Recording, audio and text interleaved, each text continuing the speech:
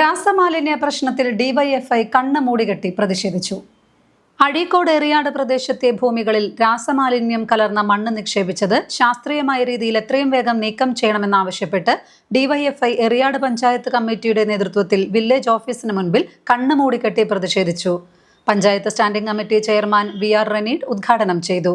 Company 12 വർഷമായി നിർത്തിപ്പോയിട്ട് ആ company മറ്റൊരു മുതലാളിമാരെടുത്ത് ആ മുതലാളിമാരുടെ കീഴിലുള്ള കുറേ ഉപഭോക്തൃ സംഘങ്ങൾ ആ സംഘങ്ങൾ ചേർന്നുകൊണ്ട് അതായത് എറിയാട് പഞ്ചായത്തിൻ്റെ മാത്രമല്ല കൊടുങ്ങല്ലൂരിൻ്റെ മുനിസിപ്പാലിറ്റിയുടെ പല ഭാഗങ്ങളിലും പല പഞ്ചായത്തുകളിലും ഈ രാസമാലിന്യം കലർന്ന മണ്ണുകൾ അടിച്ചിട്ടുണ്ടെന്നാണ് നമ്മൾക്ക് കിട്ടിയ വിവരം.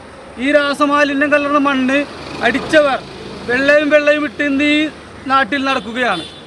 ഇതിൻ്റെ ഭൂമി ഉടമകൾ വെള്ള ഷർട്ട് ഇട്ട് കോടതിയിൽ പോയി ജനങ്ങളെ വെല്ലുവിളിക്കുന്ന രീതിയിൽ, അതായത് ഏതൊരു കൊച്ചിന് വരെ ബാധിക്കാവുന്ന മാരകമായ വിഷമാണ് ഈ രാസമാലിന്യം ഈ പഞ്ചായത്തിൻ്റെ വിവിധ ഭാഗങ്ങളിൽ കൊണ്ട് തള്ളിയത്.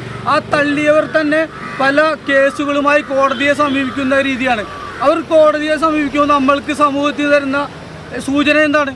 സമൂഹത്തിനെ വെല്ലുവിളിക്കുകയാണ്. അതായത് ഇവിടെ ഭൂമിയിൽ ജീവിക്കാൻ ഒരു വഴിയുമില്ലാന്ന് ടെസ്റ്റ് റിപ്പോർട്ടുകൾ വരെ വന്ന സാഹചര്യത്തിൽ ആ റിപ്പോർട്ട് കണ്ടിട്ട് പോലും അത് കണ്ണടച്ചുകൊണ്ട് ഇവിടുത്തെ മുതലാളിമാർ കേസിന് പോവുകയാണ് ഹൈക്കോടതിയിൽ കേസിന് പോകുമ്പോൾ നമ്മളൊരു കാര്യം മനസ്സിലാക്കണം.